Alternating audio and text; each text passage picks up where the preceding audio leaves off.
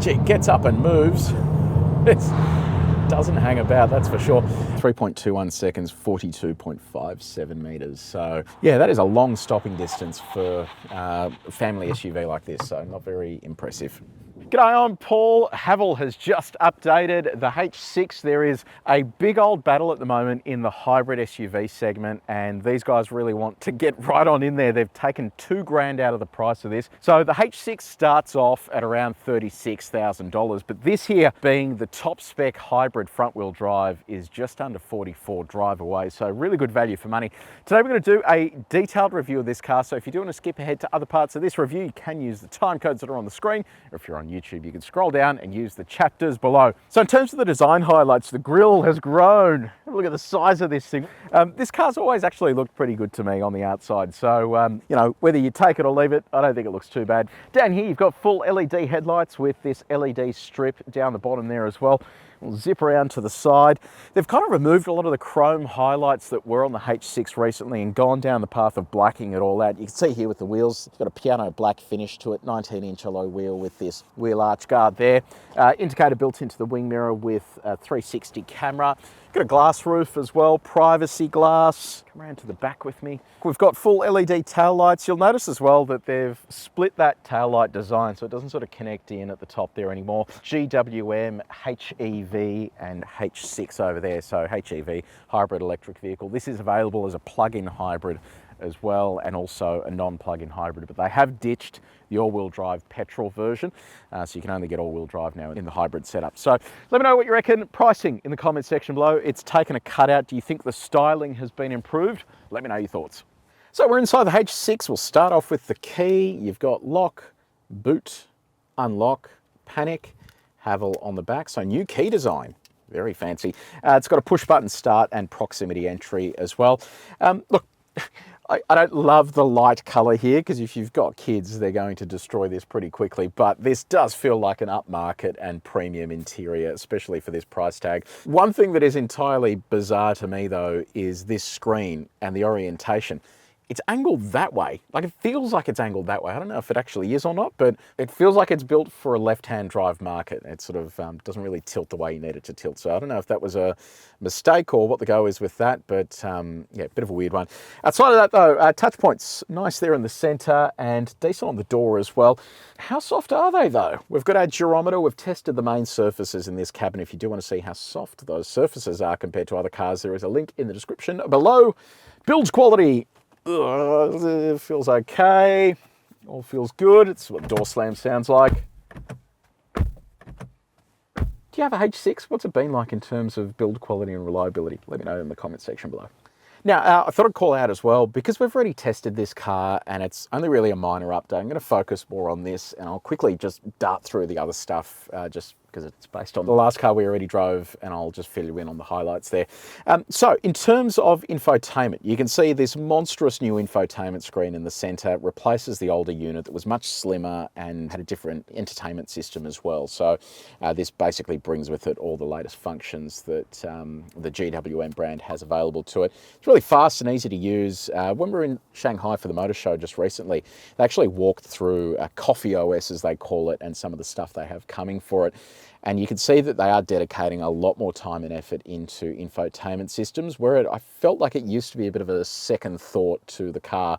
They're actually now putting a lot more emphasis and effort into this, which is, I guess, good to see for consumers. So basically, the standard system doesn't have inbuilt satellite navigation, but it does come with smartphone mirroring in the form of Apple CarPlay and Android Auto. They're wireless, so I'll show you what Apple CarPlay looks like. So full screen integration there is a little bit laggy, and you can actually see it'll be a bit hard to see on the camera, but the quality of it doesn't really look overly sharp. It feels like they've taken a smaller resolution and then just artificially increased it. And it's just laggy, as you can see there as I swipe between those screens. The other frustrating part as well is there's no easy way to get back to the home screen. You kind of got to, you got to go looking here for the GWM button, and then you go back through that way. It should actually retain this menu on the side, so you can just flick straight back to the home screen for things like your climate functions. You can just sort of pilot through here if you want to, but it's just not as elegant, I reckon. This is what Android Auto looks like. So full screen again, but yeah, like I said, as you can see, you've got to go through a couple of menus here to get back to the home screen, which is just a little bit average. You've got AM, FM, DAB, digital radio, and an 8-speaker sound system. No brand on the sound system. It's fairly reasonable, but nothing crazy. Head of the driver, you've got a secondary display. Not a huge amount of configuration you can do here. It just gives you the critical information, which is fine. You don't really need to be able to do too much here. They have tried to double up with buttons though. So this button does your volume control, but it also navigates through this menu here. So when you click it, it lights up green if you're navigating through the menu. And then if you want volume, you've got to deselect it. So a little bit clumsy, but not exactly the end of the world. Then on the parking front, you've got front and rear parking sensors and a 360 camera. I'll show you what that looks like. So really reasonable quality there. So there's your reverse view, top-down view, and then you've got a number of options here. So reverse tracking, this is basically a feature that you find on BMWs, allows you to track the path that you just took. We can go clear chassis if we want. What else have we got here? Radar alarm, whether it's on or off. Yeah, stack of little bits and pieces to choose from there. And this is what the horn sounds like. Now let's chat practicality, and we'll start off with your connectivity. You've got wireless phone charger down here with a little cooling port. You've got USB-A here. On the driver's side, you have another USB-A and then a 12-volt outlet. There's a USB-A up here for dash cam. No USB-C, which is a little bit strange. You've got glove box over here that's reasonably sized. Center console that's nice and big. Sunnies holder. Win-win. In terms of your comfort, you've got dual zone automatic climate control. You have heated and cooled seats, a heated steering wheel. In addition to that, your steering offers both tilt and reach adjustment. Now, in terms of the seats themselves, so electric seat adjustment, you can go forwards, backwards, backrest can go forwards and backwards. You can adjust your lumbar, you can lift the back of the seat. Unfortunately, you can't lift the front of the seat. And in the past, that's meant that you feel like you're sliding out of the seat. So when we go for a drive, I'll see if that's still the case. Hopefully that is something they've addressed, because it does make it quite uncomfortable to be seated here. On the reach test though, all of this stuff is easy to reach while you're driving. Now, second row, you've actually got a reasonable amount of leg room back there. Both knee room, toe room is great. Headroom is really good as well. So it's a good space for kids, decent space for adults as well if you need to ferry people around. In the boot though, you've got no underfloor storage. You have over 500 litres of cargo space available in its standard form. And then if you do drop the second row, it increases to almost 1,500 litres. But it is worth keeping in mind, if you go for the hybrid or the plug-in hybrid, you are robbed of a little bit of space back there with no spare tyre either. Okay, we've just hit the road in the H6 hybrid. I've switched off all the annoying beeping warning stuff. I say this in basically every video, but this stuff does not help safety. It's so frustrating that they mandate all of the annoying chimes that just cannot be calibrated properly, regardless of brand, and it just makes cars less safe these days. So shame on the safety authorities. All right, once it is all switched off, it's actually quite a pleasant driving experience. So H6 Hybrid is a different setup to some of the other hybrids we have on the road in this segment. This uses a 1.5 litre naturally aspirated 4-cylinder petrol engine that produces 110 kilowatts of power and 230 newton meters of torque on its own. And it's different to the engine they use in the standard version of this car, which is a 2 litre, and that also received a power bump as part of this facelift. This is still the same setup here for the facelifted car. That's then mated to electric motor outputs of 130 kilowatts and 300 newton meters. So the electric output is greater than the internal combustion input. So it is a big old chunk of torque that you're getting from that electric motor, and gives this a fairly dynamic driving experience. It is front wheel drive though, so that does come with its limitations. Having a combined 179 kilowatts and 530 newton meters, that is a lot of torque to be plumbing through the front wheels of a car. And we did notice when we drove the H6 GT plug-in hybrid that it was a bit unruly when it came to sending that much torque through the wheels. Even though that was all-wheel drive, it still had a big burst of torque that would go through the front axle, and it just felt a bit much. This, on the other hand, feels manageable, and it's not too bad. Even in the wet, it isn't the end of the world, but just something to take note of, that with those big power figures comes, you know, a little bit of responsibility.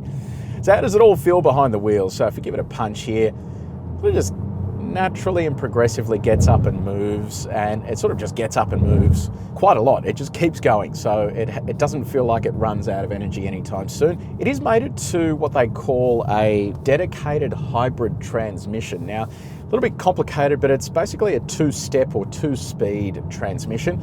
And the way that it works is it allows the vehicle to run through a set of series or parallel modes and in entirely electric as well. So at lower speeds here, you'll actually see that EV light come on. That means the internal combustion engine is off entirely and the vehicle is running just on electrics alone. And then when you press the throttle a little bit harder, it switches back on the internal combustion engine. It's all very seamless. You don't even notice when it goes between those two modes. There is a one-pedal drive mode. I engaged that earlier to have a bit of a play with it. Not amazing, and it sort of pairs in with an issue here on the energy recovery levels. When it does its regen, you roll out of the throttle, it takes almost a full second for it to start actually doing regen. I think it's too long. It needs to be doing regen as soon as you roll out of the throttle. And as a result of that, when it is in its one pedal drive mode, you roll out of the throttle, it's only now that it starts slowing down. So I'll give you that in real time. So ready and out of the throttle, nothing, now slowing down, and then back on the throttle. I've got nothing, and now I've got throttle. So it just needs to be a whole lot sharper than it is, and then it would actually make that a useful feature. On the fuel economy front, we've got a reading here of, after resetting, 7.7. We had to do some of the faster driving earlier in the day, so it has crept up a little bit. The official figure is 5.2, so still a way off that, but I think that if you were just doing normal driving, a bit of highway driving as well, you'd probably get pretty close to that, maybe around the 6 litres per 100 mark, which is good for a vehicle this size. The other good thing as well is it only requires 91 RON regular unleaded fuel. There are some cars in this segment that require premium unleaded, so it means that you're not going to have to spend extra every single time you go to the fuel bowser to fill it up. In terms of the ride, look, I think this could do with some work. So the ride does feel fairly firm, and I don't know why. I don't know whether it's just tyre pressures or the bigger wheels, but I just think it needs to be softened out a bit. It needs a bit of sophistication. The front end feels softer than the rear, and as a result, you find that the front can bounce around a bit while the rear is quite firm. They do have a local ride and handling program kicking off where they're actually doing local ride and handling tuning with a former Holden engineer who was basically the master of making those cars feel great. So hopefully this is on their attack list and they can actually improve the way this feels, because it is just a little bit too firm for my liking at the moment. Now let's have a look at body control. We do this on our sine waves at 130 k's an hour. It's the maximum speed limit in Australia, and it just gives us an idea of what body control is like when the speed picks up. You're likely to encounter roads like this out in the country. Alrighty, there's 130. Yeah, it's got a bit of bounce about it. Not the end of the world, but just a little bit of improvement could be had there. Alrighty, bumpy road time. We do this at 90. Let's have a little crack over this, see what it's like. Actually doesn't feel too bad. It's surprising. The ride is, firmer, but it doesn't feel overly firm here, which is good. We've got a condensed sine wave here as well. See what it's like over this. Yeah, nice. It's falling into all of those divots, which is good. Yeah, very good. Nice job. Let's talk about visibility. So I can see clearly down the front of the car there. Wing mirrors are nice and big. Visibility out the back is okay. It's a bit of a narrow envelope, so I can't see a great deal out of there. Not the end of the world, but it could just be a little bit bigger. On the road noise front, you do get a bit of tyre noise coming into the cabin, especially on coarse chip roads. It's not a huge amount, but it is definitely noticeable. We did put this up against our calibrated sound meter, and this is how it went. You can see how this car compares to others that we've tested before using the link in the description below. One thing I will touch on here that I had issues with in the pre-update H6, and I'm finding here as well, is the seating position. I just feel like I'm sliding out of this seat constantly. It really is quite uncomfortable, and I just can't find a nice way to be seated in here because you can't lift the front of the seat. And as a result of that, you just constantly feel like you're sliding out of it. Same with this steering wheel. It feels like it's angled forward, and it kind of just sits in this part of your palm, and it's just not overly comfortable to hold on to. They have added a bit more bolster to this wheel, but I just can't find a decent sort of driving position here with the wheel, unfortunately. In terms of drive modes, you've got Eco, Normal, Sport, and Snow. I'm going to pop this into Sport mode, go for a lap of with the sound effect. Lap of the track here to see what it feels like. Gee, it gets up and moves. It doesn't hang about, that's for sure. We test all cars back to back in the same way just to see how they perform closer to their limits.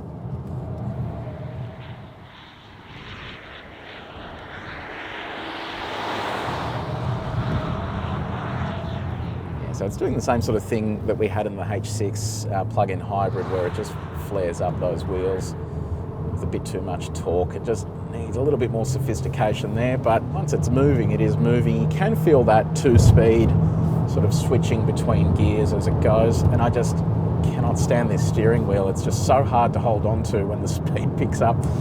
But having said that, this is moving along really nicely. It's far sportier than it deserves to be. Brake pedal feels good as well. Now there you go. It's actually pretty fun to drive. Yeah, this hybrid system's great. It has a lot of punch, especially for a front-wheel drive car. Like, it is absolutely hoofing along. There you go. Nice job, Haval. Okay, so time to test our lane support systems. We'll see whether any of this stuff has improved. So we do that at 70 k's an hour, so I'll just flick that on. Adaptive cruise control activated. Please stay focused.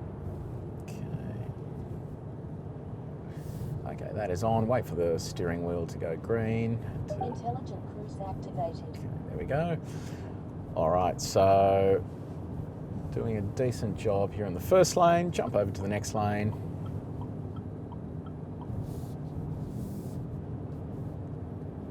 There we go.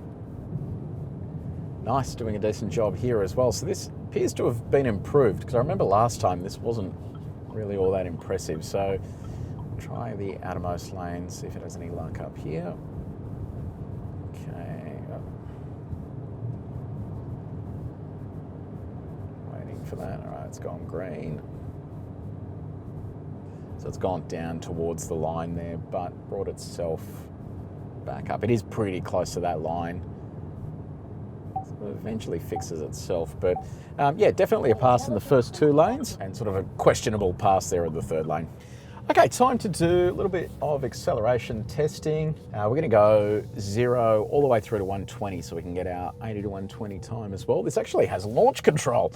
So to activate that, you put it into sport mode. You have to switch stability control off and then brake and throttle at the same time. Comes up saying launch control activated.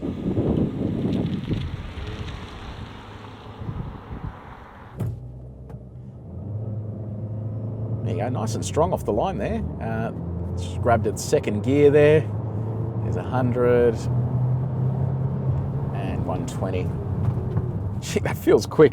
If you compare it to something like a RAV4, this feels much faster off the line there. So 0 to 100, 8.02 seconds, so not a bad time. 80 to 120, 4.98 seconds. So that's pretty good as well. That is the sort of overtaking time when you're up and moving already. So both sort of fairly healthy figures there.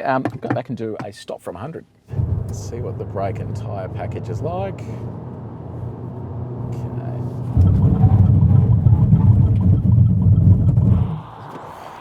Felt like it took a long time to stop. Let's have a look at the numbers. Wow, so 3.31 seconds and 43.17 metres. That is not very good. So anything between 35 and 40 is good. 43 metres is a long stopping distance in the dry. Might give that one more crack just to see if it does the exact same thing, because, yeah, not very impressive.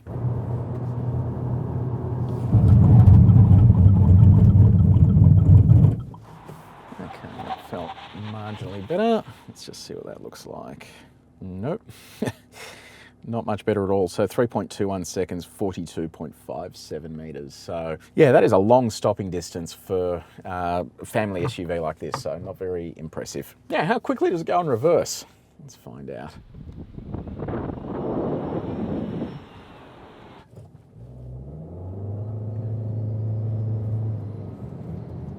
Okay, 54 kilometres an hour.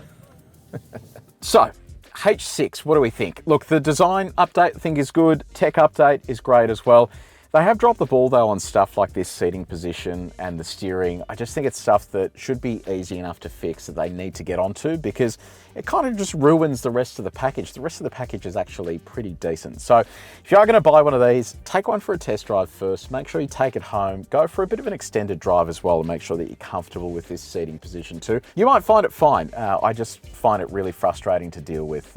But outside of that, it is actually exceptional value for money. Pretty fuel efficient for what it is, and has heaps of space inside for the family. So let me know what you reckon in the comments section below. If you did enjoy the video, make sure you share it with your mates. Make sure you subscribe as well if you haven't yet. But until next time, take it easy.